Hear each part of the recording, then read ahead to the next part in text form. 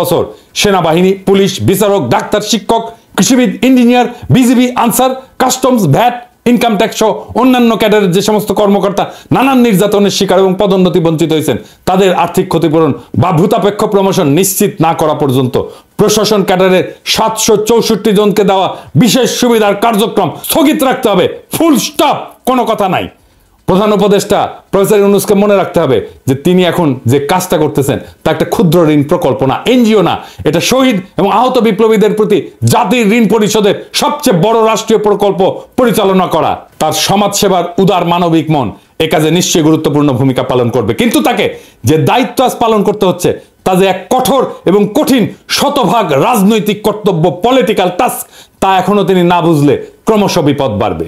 এইবার আসেন এই যে প্রশাসনিক স্বার্থান্বেষী মহল, এইটা নিয়ে কিছু আলাপ করি, তাহলে বুঝবেন এই আমলা বিদ্রোহের শিকড় কোথায়। অন্যদিকে হঠাৎ কইরা প্রশাসন সংস্কার কমিশন প্রাথমিকভাবে তাদের কয়েকটা সুপারিশ প্রকাশ করলে প্রশাসন ক্যাডারের কর্মকর্তারা সকল রীতিনীতি, আইন কানুন ভেঙে বিক্ষোভ প্রদর্শন করতে শুরু করছেন। বিশেষ করে পরীক্ষার মাধ্যমে উপসচিব প্রস্তাবের বিরুদ্ধে চাকরিরতরা প্রতিক্রিয়া দেখাইলে তাদের সাথে অবসরপ্রাপ্ত অফিসাররাও যোগ দেন। স্বার্থান্বেষী এই দুই পক্ষ যৌথ সভার আয়োজন করেন, যেখানে অন্য পেশার কয়েকজন উচ্চকণ্ঠী ব্যক্তিকে ডেকে আনা নিজেদের পক্ষে বক্তৃতা করেন। শুধু তাই না, এই সভায় ফ্যাসিস্ট সরকারের দোসর, সহযোগী এবং সুবিধাভোগী হিসেবে পরিচিত 2014, 2018, 2024 অনুষ্ঠিত জাতীয় সংসদ নির্বাচন পরিচালনাকালে ডিসি, ইউএনও হিসেবে দায়িত্ব পালনকারী কর্মকর্তাবৃন্দ সদল বলে যোগদান করে, যাদের অনেকেই বর্তমানে অতিরিক্ত, যুগ্ম এবং উপসচিব হিসেবে দায়িত্বরত অফিসার।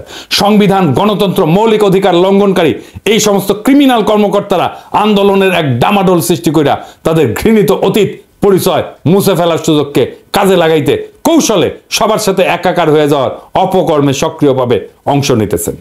বাংলাদেশের মানুষের স্মৃতি থেকে কখনো কি এই সকল অপরাধের কাহিনী মুছে যাবে? এটা কখনোই সম্ভব না। এই ক্যাডারেরা, এই সচিবালয়ের এই কর্মকর্তারা কি বিবৃতি দিছিল দেখেন আন্দোলনের সময়। আমরা এটা ভুলি নাই। ক্ষতিগ্রস্ত রাজনৈতিক পক্ষ 2008 সালের নির্বাচনকে বাংলাদেশের সেই সময় সেনাপ্রধান মঈনুল আহমেদের পরিচালনায় ভারত সরকারের তৎকালীন বিদেশমন্ত্রী প্রণব মুখার্জির ইন্ধনে অনুষ্ঠিত একটা পাতানো নির্বাচন হিসেবে বিবেচনা করেন, যার উদ্দেশ্য ছিল খুনি হাসিনাকে ক্ষমতায় আনা।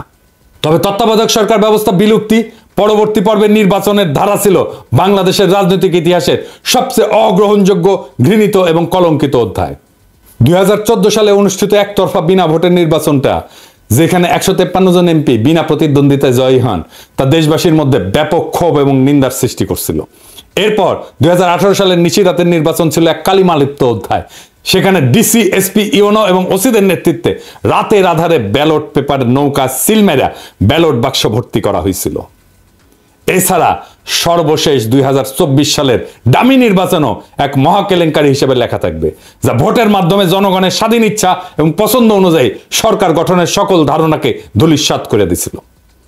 এসব নির্বাচন শুধুমাত্র গণতন্ত্রের অবমাননা না, দেশের ঐক্য, রাজনৈতিক স্থিতিশীলতা এবং বিশ্বাসযোগ্যতার জন্য এক বড় ধরনের বিপদ হয়ে দাঁড়াইছিল।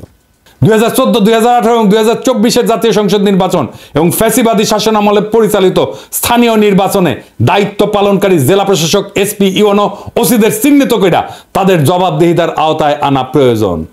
অনেক দেরি হয়ে গেছে, কিন্তু এখন এই কাজ শুরু করতে হবে। ওই সময়কার সকল প্রধান নির্বাচন কমিশনার, অন্যান্য কমিশনার, তথাকথিত ভোট ব্যবস্থাপনা এবং আইন শৃঙ্খলা রক্ষার দায়িত্বপ্রাপ্ত সংশ্লিষ্ট বিভিন্ন মন্ত্রণালয়ের সচিব, পুলিশের আইজিপি, তাদের বিভিন্ন বিভাগ, আনসার, বিজিবির নানান স্তরের উচ্চপদস্থ কর্মকর্তা সহ সংশ্লিষ্ট সকল অফিসার কর্মচারীকে অবশ্যই অভিযুক্তের কাঠগড়ায় দাঁড় করাইতে হবে, কারণ এদের ভূমিকা গণতন্ত্রের ক্ষতি সাধন এবং ভোটাধিকার হরণের ক্ষেত্রে অত্যন্ত গুরুত্বপূর্ণ ছিল। 2 নাম্বার, এই কর্মকর্তারা ফ্যাসিবাদী শাসনের ইচ্ছা পূরণের জন্য নিরপেক্ষতা বিসর্জন দিচ্ছেন, সরকারি চাকরিবিধির লঙ্ঘন এবং প্রশাসনিক ক্ষমতার অপব্যবহার করছেন। 3 নাম্বার, তাদের কার্যক্রম তদন্ত কইরা উপযুক্ত শাস্তির ব্যবস্থা করা হলে ভবিষ্যতে এই ধরনের অনিয়ম প্রতিরোধ করা সম্ভব হবে। এইবার আসেন এই অসৎ আমলাতন্ত্রের সাথে রাজনৈতিক মৈত্রী কিভাবে হইছে বিরোধী দলের যারা ফ্যাসিবাদ বিরোধী লড়াই করছে, সেইটা একটু দেখা নেই। ফ্যাসিবাদের অনুসারীদের সাথে বিএনপি পন্থী অফিসারদের একটা অশুভ মৈত্রী হয়েছে। এই মৈত্রীর বিষয়টা দলের হাইকমান্ডের নজরে পড়লেও তারাই নিয়ে কোনো পদক্ষেপ গ্রহণ না করে নীরবতা অবলম্বন করতেছেন। অন্তর্বর্তীকালীন সরকার চাপে পড়ায় দলটার নেতারা আমোদিত হচ্ছেন। সরকারকে কোণঠাসা কইরা দলটা জনপ্রশাসনের উপর তাদের আধিপত্য বৃষ্টির চেষ্টা করতেছে, যা আগাম নির্বাচন এবং ভবিষ্যতের ভোট যুদ্ধে ছলে বলে কৌশলে ব্যালট বাক্সে নিজেদের ভোট বাড়ানোর জন্য সহায়ক হবে বলে তারা চিন্তা করতেছেন। ইতিমধ্যে উপজেলা পর্যায় থেকে সচিবালয় পর্যন্ত বিভিন্ন বিভাগ, দপ্তর, পরিদপ্তর, বদলি, পদোন্নতি, টেন্ডার অনুমোদন, আটকে থাকা বিলের অর্থসার এবং বালু পাথর উত্তোলন সহ নানা বিষয়ের তদবির নিয়ে রাজধানীর অফিসার্স ক্লাবে এক সরব তদবিরের হাট বসছে, যেখানে দালালদের অবাধ আনাগোনা লক্ষ্য করা যাচ্ছে। এই বিশৃঙ্খল পরিস্থিতির সুযোগ নিয়ে বিএনপি নেতারাও তাদের ব্যক্তিগত তদবির নির্বিঘ্নে বাস্তবায়ন করায় নিচ্ছে। অসৎ দুর্নীতিবাজ আমলাদের এই অপরাধী চক্র অফিসার্স ক্লাব, অবসর সংস্থা এবং সমবায় সমিতির মতো প্রতিষ্ঠানগুলোতে এক ছত্র দখল করে ফেলছে। এই সমস্ত প্রতিষ্ঠানে বিপুল অঙ্কের আর্থিক লেনদেন এবং কার্যক্রম আছে, যা তাদের আরো প্রভাবশালী হওয়ার সুযোগ তৈরি করছে। এর ফলে তারা প্রশাসনের অভ্যন্তরে ব্যাপক কর্তৃত্ব প্রতিষ্ঠা করতে সক্ষম হয়েছে এবং তাদের আস্পর্ধা এমন মাত্রায় পৌঁছাইছে যে তারা লাগামহীন উচ্ছৃঙ্খল আচরণে সাহস পাচ্ছে। উদাহরণ হিসেবে বলতে চাই, জনপ্রশাসন সংস্কার কমিশনের প্রধানের বিরুদ্ধে মানহানিকর বক্তব্য করা, তার পদত্যাগের দাবি তোলা এবং 4 জানুয়ারির মহাসমাবেশের আয়োজনের ঘোষণা, এই সমস্ত কার্যক্রমের একমাত্র উদ্দেশ্য হলো প্রশাসনের উপর একছত্র আধিপত্য বিস্তার এবং রাষ্ট্রের এই গুরুত্বপূর্ণ অঙ্গকে নিজেদের নিয়ন্ত্রণে নিয়ে আসা। জনপ্রশাসন সহ সরকারের বিভিন্ন প্রতিষ্ঠানে অসৎ এবং দুর্নীতিবাজদের মধ্যে আজ যে সার্বজনীন ঐক্যের ধারা পরিলক্ষিত হচ্ছে, তা বাংলাদেশের গণতন্ত্র এবং সুশাসনের স্বপ্নকে কার্যত দুরূহ করে তুলবে। এই হীন স্বার্থবাদী গোষ্ঠী নিজেদের অনৈতিক কার্যক্রম চালায় যেতে ইতিমধ্যে সুবিধাজনক রাজনৈতিক মিত্র খুঁজে পাইছে এবং তাদের মধ্যে শক্তিশালী সমঝোতা গড়ে উঠছে। তাদের এই সংঘবদ্ধ কার্যক্রম সংস্কার অভিমুখী নীতিমালা বাস্তবায়নের পথে বড় ধরনের প্রতিবন্ধকতা সৃষ্টি করবে। প্রশাসনের এই গণবিরোধী অংশ কৌশলে রাজনৈতিক এবং প্রশাসনিক সিদ্ধান্তগুলোকে নিজেদের স্বার্থের অনুকূলে নিয়ে আসার চেষ্টা করছে, যা জনস্বার্থের সম্পূর্ণ উল্টা দিকে। দুর্নীতির এই ধারাবাহিকতা রক্ষার চেষ্টা সফল হলে শুধু রাষ্ট্রীয় সম্পদ লুটপাটে না, ন্যায় বিচার এবং জনস্বার্থ রক্ষার মতো মৌলিক কার্যক্রমগুলো ধ্বংস হবে। এই গোষ্ঠী তাদের ক্ষমতা ধরে রাখার জন্য রাজনৈতিক পৃষ্ঠপোষকতাকে হাতিয়ার হিসেবে ব্যবহার করতেছে এবং বিভিন্ন পর্যায়ে তাদের প্রভাব বিস্তার করতে সক্ষম হচ্ছে। এর ফলে প্রশাসনিক কাঠামো দুর্বল হয়ে পড়তেছে এবং জনস্বার্থের জায়গায় ব্যক্তিগত, গোষ্ঠীগত, দলীয় স্বার্থকেই অগ্রাধিকার দেওয়া হচ্ছে, যা একটা স্বাধীন, কার্যকর গণতান্ত্রিক রাষ্ট্র পরিচালনার ক্ষেত্রে সবচেয়ে বড় ধরনের হুমকি।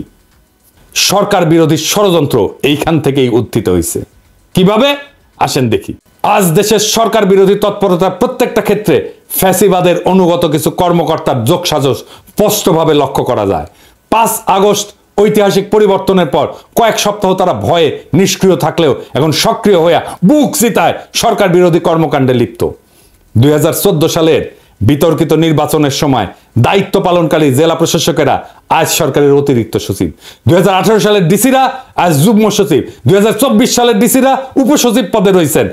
অতীতে খুনি হাসিনার আশীর্বাদে গুরুত্বপূর্ণ পদে আসীন হওয়া এই কর্মকর্তাদের এখন একমাত্র লক্ষ্য হলো সরকারকে ব্যর্থ প্রমাণ করে দেশে নৈরাজ্যকর পরিস্থিতি সৃষ্টি করা। দেখেন, যারা হাসিনার গুণগান করতে করতে কাইত হয়ে পড়তো, তারাই আজ এই আমলা বিদ্রোহের নেতা। দেখেছেন কারা? কিছু উপদেষ্টা এই কর্মকর্তাদের দক্ষ বলে প্রশংসা কইরা তাদের গুরুত্বপূর্ণ পদে নিয়োগ দিচ্ছেন এবং আরো পদোন্নতির জন্য সুপারিশ করতেছেন। কিরকম উপদেষ্টা দেখেন তাইলে। কিন্তু বাস্তবে তারা ছদ্মবেশে সরকারের বিরুদ্ধে অন্তর্ঘাত চালায় যাচ্ছেন। কোন আক্কেলে বিএনপি জামাতের সমর্থিত আমলা এদের সাথে মিলা সরকার বিরোধী ষড়যন্ত্রে লিপ্ত হয়েছেন? কার স্বার্থে? কাকে সুবিধা দিতে? আপনারা ওই মতলববাজ আমলাদের চিনেন না?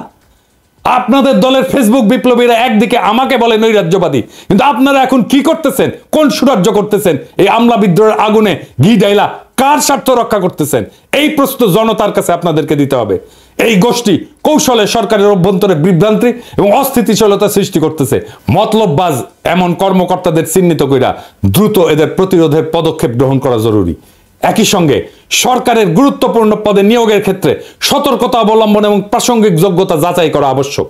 সরকার যদি এখনই এই কর্মকর্তাদের চিহ্নিত করে তাদের কার্যক্রমের জন্য জবাবদিহিতার আওতায় না আনে, তবে এর ফলাফল হবে অত্যন্ত মারাত্মক।